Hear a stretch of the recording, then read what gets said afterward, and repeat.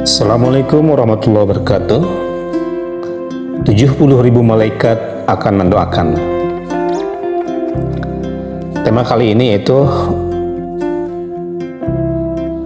tentang didoakannya oleh 70.000 malaikat.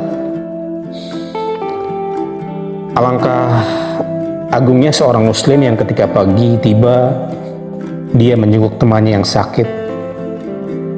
Atas perbuatannya itu 70.000 malaikat akan mendoakan hingga sore tiba. Ketika dia menjenguknya pada waktu malam, maka mereka berdoa untuk meminta ampunan dosa orang tersebut hingga subuh. Bagi orang yang menjenguk saudaranya yang sakit, dia akan diberi taman surga, sebagaimana telah dituturkan oleh sabda Nabi. Renungkanlah jumlah malaikat yang senantiasa beribadah kepada Allah dan terjaga dari kemaksiatan. Mereka mendoakan orang-orang yang mau menjenguk saudaranya yang sakit.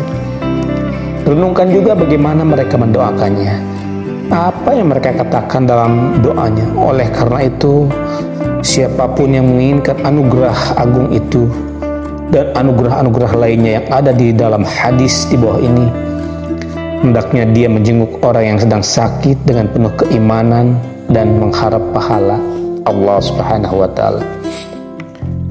Adapun dalilnya adalah hadis dari Ali radhiyallahu anhu. Dia berkata, aku mendengar Rasulullah sallallahu alaihi wasallam bersabda, tidak ada muslim yang pada waktu pagi menjenguk temannya yang sakit, melainkan 70.000 malaikat akan memberikan rahmat kepadanya hingga waktu sore tiba. Apabila dia mengunjungi pada waktu sore, maka akan memberikan rahmat kepadanya hingga pagi tiba. Baginya taman di dalam surga. Hadis riwayat Tirmizi dan Abu Daud yang disebutkan dalam Al-Misqat.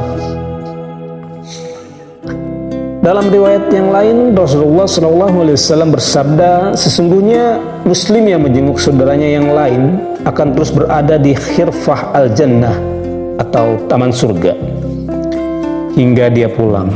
Lalu ditanyakan kepadanya, wahai Rasulullah, apa yang dimaksud dengan khirfah al-jannah? Nabi SAW menjawab, buah-buahan yang ada di surga. Hadis riwayat Muslim. Dari Abu Hurairah radhiyallahu berkata bahwa Rasulullah SAW bersabda, barang siapa menjenguk orang yang sakit, maka akan ada orang yang memanggil-manggil dirinya di atas langit. Engkau telah berbuat baik dan jalan engkau lalui juga bagus. Engkau akan menempati surga. Hadis riwayat Tirmizi.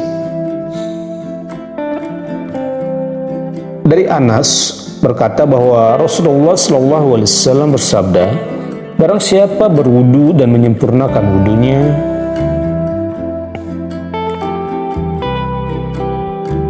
kemudian dia mengunjungi saudaranya yang muslim dengan mengharapkan pahalanya, maka dia akan dijauhkan dari api neraka selama 7 kharif. Aku bertanya, apa yang dimaksud dengan al-kharif? Nabi menjawab, tahun. Hadis riwayat Abu Daud dengan sanad yang hasan. Imam Bukhari telah meriwayatkan hadis dalam bukunya Al-Adab Al-Mufrad dari Abu Hurairah radhiyallahu bahwa Rasulullah SAW bersabda, siapa yang hari ini telah berpuasa? Lantas Abu Bakar menjawab, saya. Nabi bertanya lagi, siapa yang pada hari ini telah mengunjungi orang yang sakit? Abu Bakar pun menjawab, saya. Nabi bertanya lagi, siapa yang pada hari ini telah melewati jenazah? Abu Bakar pun menjawab, saya. Nabi bertanya lagi, siapa yang pada hari ini telah memberi makan orang miskin? Dan Abu Bakar menjawab, saya. Marwan berkata, telah sampai berita kepadaku bahwa sesungguhnya Nabi SAW bersabda, tidak ada seorang laki-laki yang bisa mengumpulkan amal-amal tersebut di atas dalam waktu waktu satu hari, melainkan dia akan masuk surga. Dimyati, dari hadis Dimyati telah menentukan di situ dalam bukunya Al-Mutazir Ar-Rabbih. Hadis ini diriwayatkan oleh Ibnu Hibban. Dalam hal ini ada sebuah kisah tentang seorang pemuda kota.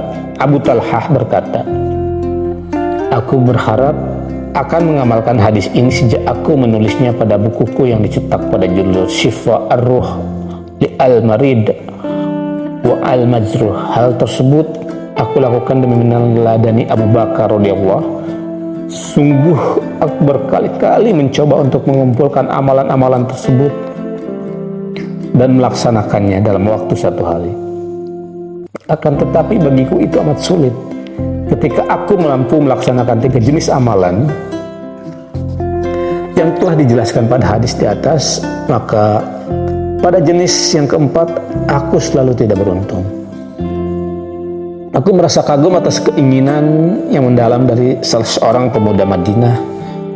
Dia ingin sekali mengamalkan hadis tersebut meski umurnya baru 22 tahun. Ketika aku selesai melaksanakan sholat Isya di Masjid Nabawi dan hendak pulang ke rumahnya, aku naik kendaraan umum bersamanya. Di tengah jalan dia bertanya padaku, apa yang akan diraih oleh seseorang yang melaksanakan 3 jenis amal dalam waktu satu hari, sedangkan dia tidak dapat melaksanakan jenis amal yang keempat. Namun dia telah berusaha semaksimal mungkin dan penuh keyakinan untuk dapat melaksanakan jenis amal yang keempat ini. Kemudian dia menuturkan hadis seperti di atas. Lalu dia berkata, Allah telah memberi taufik kepadaku untuk melaksanakan 3 jenis amal di atas dalam waktu satu hari. Namun aku merasa sulit sekali melaksanakan jenis yang keempat, yaitu mengantarkan jenazah. Aku sudah berusaha semaksimal mungkin untuk mempelajari, memperhatikan, dan menyimak jenis amalan apa yang keempat itu di Masjid Nabawi. Lalu aku menjawab, orang yang ditanya itu tidak lebih tahu daripada orang yang bertanya.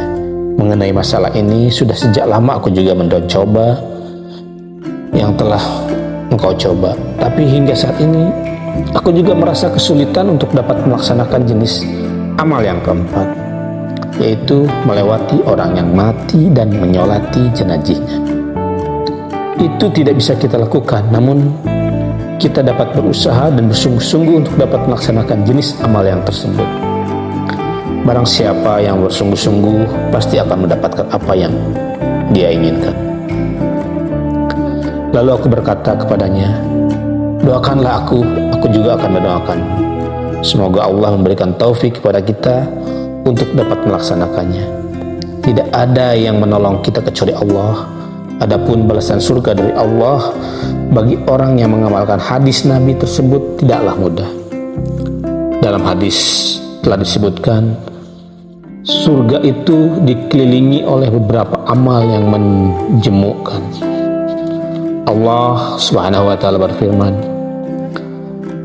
apakah kamu mengira bahwa kamu akan masuk surga, padahal belum nyata bagi Allah orang-orang yang berjihad di antaramu, dan belum nyata orang-orang yang sabar. Quran Surat Al-Imran ayat 142. Firman Allah yang lainnya, apakah kamu mengira bahwa kamu akan masuk surga, padahal belum datang kepadamu cobaan sebagaimana halnya orang-orang terdahulu sebelum kamu. Mereka ditimpa oleh malapetaka dan kesengsaraan, serta diguncangkan dengan bermacam-macam cobaan. Sehingga berkatalah Rasul dan orang-orang yang beriman bersamanya, bilakah datang pertolongan Allah, ingatlah, sesungguhnya Allah, pertolongan Allah itu amatlah dekat. Al-Baqarah, Quran Al-Baqarah ayat 214.